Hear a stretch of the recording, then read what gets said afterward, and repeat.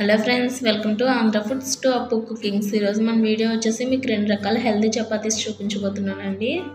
డైట్లో ఉన్న వాళ్ళైతే ఎప్పుడు ఒకే రకం చపాతీలు కాకుండా ఈ చపాతీలు ఒకసారి ట్రై చేయండి, చాలా బాగుంటాయి.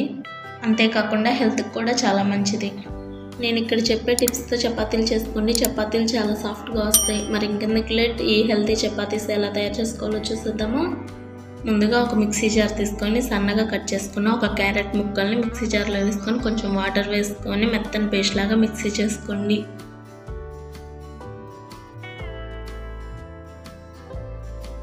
ఇక్కడ నేను వీడియోలో చూపిస్తున్న విధంగా మెత్తని పేస్ట్లా మిక్సీ చేసుకోండి.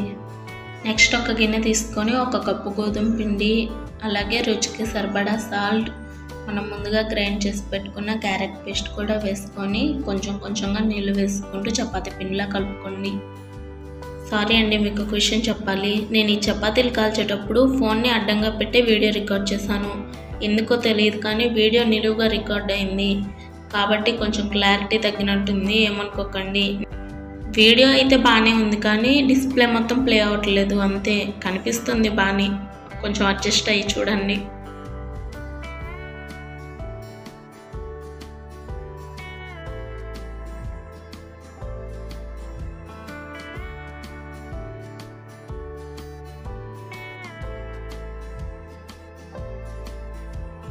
పిండి మొత్తం ఇలా కలుపుకున్న తర్వాత ఇక్కడ నేను వీడియోలో చూపిస్తున్న విధంగా 2-3 నిమిషాలు పిండిని ఇలా బాగా చేతులతో ఒత్తుకోండి. ఇలా చేయడం వలన చపాతీలు అనేవి చాలా సాఫ్ట్గా వస్తాయి.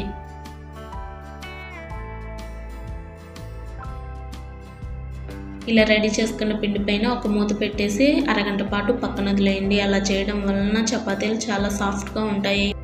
మీరు ఎప్పుడు చపాతీలు చేసుకోవాలన్నా పిండిని ఒక అరగంట పాటు నాననివ్వండి. పిండి బాగా నానితే చపాతీలు స్మూత్గా వస్తాయి. నెక్స్ట్ మరొక మిక్సీ జార్ తీసుకొని ఒక బీట్రూట్ని పైన పీల్ తీసేసి సన్నగా కట్ చేసుకుని ముక్కలు వేసుకోండి. అలాగే ఒక 1/2 ఇంచ్ అల్లం, కొంచెం వాటర్ వేసుకొని మెత్తని పేస్ట్ లాగా మిక్సీ చేసుకోండి. చూడండి, ఇక్కడ నేను వీడియోలో చూపిస్తున్న విధంగా మెత్తని పేస్ట్లా మిక్సీ చేసుకోండి. ఇంతకుముందు మనం క్యారెట్ చపాతీకి చేసినట్లే సేమ్ ప్రాసెస్ అండి. ఒక గిన్నె తీసుకొని అందులో 1 కప్పు గోధుమ పిండి వేసుకొని, అలాగే మనం ముందుగా మిక్సీ చేసి పెట్టుకున్న బీట్రూట్ పేస్ట్, రుచికి సరిపడా సాల్ట్ వేసుకొని ఇలా పిండిని చపాతీ పిండిలా కలుపుకోండి. క్యారెట్ పేస్ట్ వేసి కలిపిన పిండిలో నాకు కొంచెం వాటర్ పట్టాయి కానీ ఈ బీట్రూట్ వేసిన పిండిలో నాకేం వాటర్ పట్టలేదండి. మీకు ఎక్కడైనా వాటర్ యూజ్ అవుతాయి అంటే కొంచెం వాటర్ వేసుకొని సేమ్ ఇంతకుముందు కలిపిన పిండిలానే కలుపుకోండి.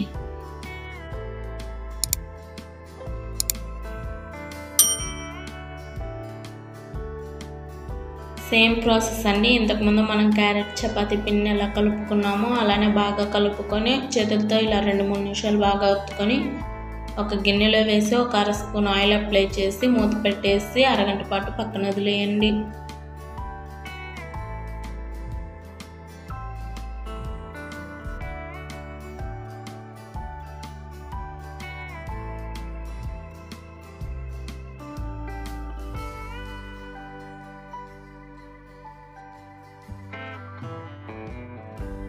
అరగంట తర్వాత మూత తీసి చూడండి, పిండి ఎంత సాఫ్ట్గా అయి ఉంటుందో. సారీ అండి, వీడియో ఇక్కడ నుండే ఇలా రికార్డ్ అయ్యింది, ఎందుకో నాకు అస్సలు అర్థం కావట్లేదు. కష్టపడి తీసిన వీడియో కదా, కాబట్టి అప్లోడ్ చేశాను. పిండి మొత్తాన్ని ఈక్వల్ పార్ట్స్గా చేసుకొని ఎన్ని చపాతీలు అయితే అన్ని చపాతీలు చేసుకోండి. నాకు ఇక్కడ 1 క్యారెట్కి 1 కప్పు గోధుమ పిండి పట్టింది, అలాగే 1 కప్పు గోధుమ పిండికి 4 చపాతీలు అయ్యాయి. ఇలా ఫ్లోర్ పైన కొంచెం పొడి పిండి చల్లుకొని చపాతీలు చేసుకోండి. కొంతమందికి చపాతీలు చేయడం అసలు రాదండి, అంటే రౌండ్ షేప్లో రావు.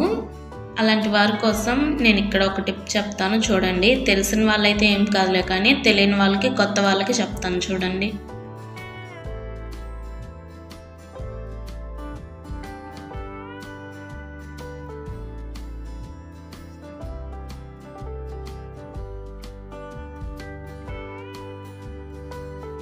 చపాతీ మొత్తం ఇలా చేసుకున్న తర్వాత ఇప్పుడు ఈ చపాతీ రౌండ్ షేప్లో లేదు కదా, కాబట్టి ఇలా ఒక బాక్స్ మూత ఉంటుంది కదా, పెద్దదైనా చిన్నదైనా, ఇలా ఆ మూతన చపాతీ పైన పెట్టేసి గట్టిగా ప్రెస్ చేసి అంచుల వెంట పిండి మొత్తం తీసేయండి. అప్పుడు రౌండ్ షేప్లో వస్తాయి చపాతీలు అనేవి.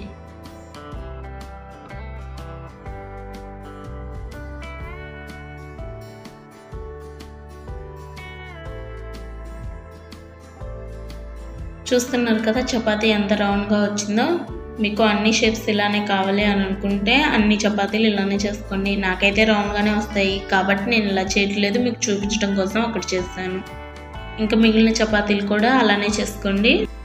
నెక్స్ట్ బీట్రూట్ చపాతీ కూడా అంతేనండి, సేమ్ ప్రాసెస్. పిండిని ఇలా కలుపుకొని ఈక్వల్ పార్ట్స్గా చేసుకొని ఫ్లోర్ పైన పొడిపిండి చల్లుకొని చపాతీ కర్రతో చపాతీలు చేసుకోండి.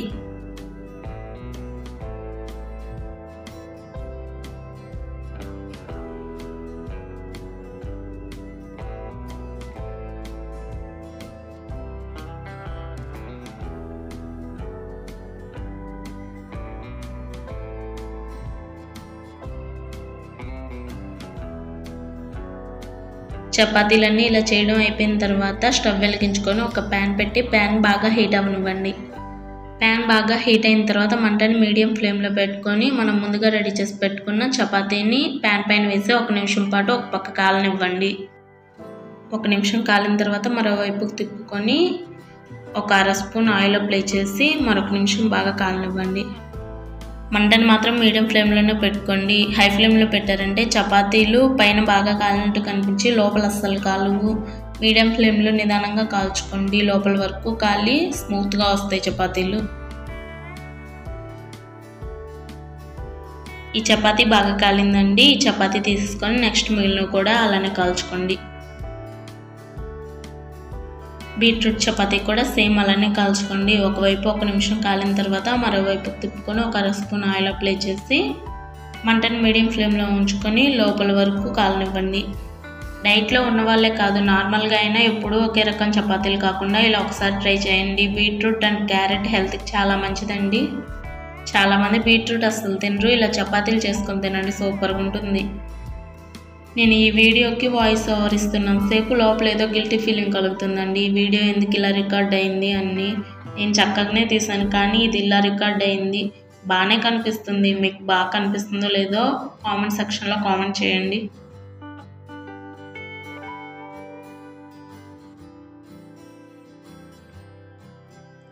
ఆల్మోస్ట్ ఈ బీట్రూట్ చపాతీ కూడా కాలిందండి. ఇక్కడ నేను మీకు ఒకటి కాల్చి చూపిస్తున్నాను అంతే. మీరు మిగిలినవన్నీ ఇలానే సేమ్ ప్రాసెస్లో కాల్చుకోండి. అంతే, ఎంతో హెల్తీగా ఉండే beetroot and carrot healthy chapatis ready. చూడండి చపాతీలు ఎంత స్మూత్గా ఉన్నాయో. ఎప్పుడైనా పిండి కలిపిన తర్వాత ఒక 1/2 గంట పాటు ఆయిల్ అప్లై చేసి ఒక పక్కన పెట్టుకోండి. అప్పుడు చాలా స్మూత్గా వస్తాయి ఈ చపాతీ అయినా.